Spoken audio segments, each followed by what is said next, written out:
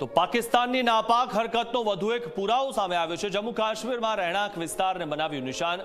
અનેક વિસ્તારમાં પાકિસ્તાને ફાયરિંગ કર્યું। કાયર પાકિસ્તાને ભારતના નાગરિકોને નિશાન બનાવ્યા છે। પાકિસ્તાનની નાલાયકીના કારણે લોકોને નુકસાન થઈ રહ્યું છે, ઘર ખેતર વાહનોને નુકસાન થઈ રહ્યું છે।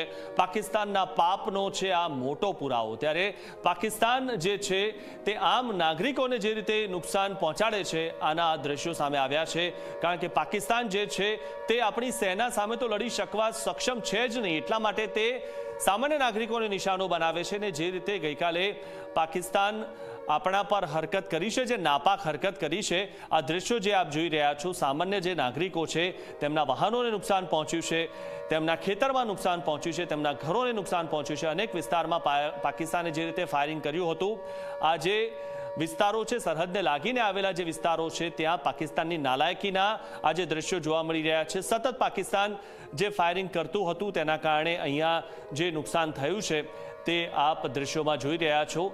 તો લોકોના ઘરોને નુકસાન પહોંચાડવામાં આવ્યું છે, તેમના વાહનોને નુકસાન પહોંચાડવામાં આવ્યું છે। પાકિસ્તાનની જે આ નાલાયક હરકત છે અને તે હરકતના આ જે દ્રશ્યો આપ ટીવી સ્ક્રીન પર જોઈ રહ્યા છો, ત્યારે સતત જે રીતે પાકિસ્તાન ફાયરિંગ કરતું હતું અને પાકિસ્તાન જે ફાયરિંગ કરે અથવા તો પાકિસ્તાનની જગ્યાએ આપણે નામ આપીએ કે આતંકિસ્તાન, એ આતંકિસ્તાન જે ફાયરિંગ કરે તે સામાન્ય લોકો પર જ કરી શકે છે, કારણ કે તેના નાપાક મનસૂબા જે છે તે સામાન્ય લોકોને હેરાન પરેશાન કરવાના છે, આતંક ફેલાવવાના છે। અને તે જ આતંકના જે આ દ્રશ્યો છે તે આ ટીવી સ્ક્રીન પર આપ જોઈ રહ્યા છો। મહત્વની વાત એ છે કે ભારતે પાકિસ્તાનમાં જે પણ હુમલા કર્યા તે આતંકવાદીઓના ઠેકાણાઓને નસ્તનાબૂદ કર્યા છે।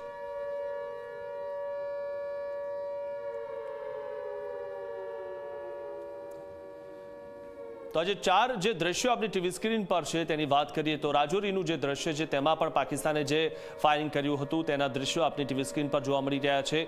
ઉરીમાં પણ પાકિસ્તાને જે ફાયરિંગ કર્યું અને લોકોના વાહનોને નુકસાન પહોંચાડ્યું તેના દ્રશ્યો આપ ટીવી સ્ક્રીન પર જોઈ રહ્યા છો।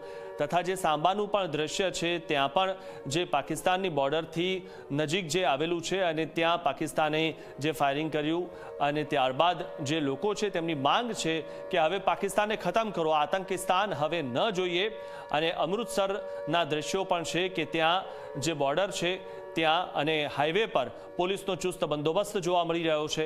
તો આ તમામ જે દ્રશ્યો આપ જોઈ રહ્યા છો કે આતંકિસ્તાન જે રીતે આતંક મચાવી રહ્યું છે, કારણ કે સામાન્ય લોકોને નુકસાન પહોંચાડવું એ આતંકિસ્તાનનો મૂળ ધર્મ રહ્યો છે, મૂળ જે તેનું કામ જે રહ્યું છે આતંકિસ્તાનનું કે સામાન્ય લોકોને નુકસાન પહોંચાડવું, અને તે જ પ્રકારે તે જે ફાયરિંગ કરે છે તે સામાન્ય લોકોને નુકસાન પહોંચે તે પ્રકારના જે આ દ્રશ્યો છે। રાજૌરીમાં પણ જે રીતે લોકો બતાવી રહ્યા છે કે તેમના ઘરને કેવી રીતે નુકસાન પહોંચાડ્યું છે આ ફાયરિંગમાં, તથા ઉરીમાં પણ જે રીતે લોકોના વાહનોને નુકસાન જે પાકિસ્તાને પહોંચાડ્યું છે ફાયરિંગ કરીને, તે આ દ્રશ્યો આપ આ દ્રશ્યોમાં જોઈ રહ્યા છો। આ જે ચાર દ્રશ્યો છે તેમાં પાકિસ્તાને જે ગોળીબારી કરી અને જે નાપાક હરકત કરી છે, સામાન્ય લોકોને જે નુકસાન પહોંચાડ્યું છે તે આ દ્રશ્યોમાં આપ જોઈ રહ્યા છો।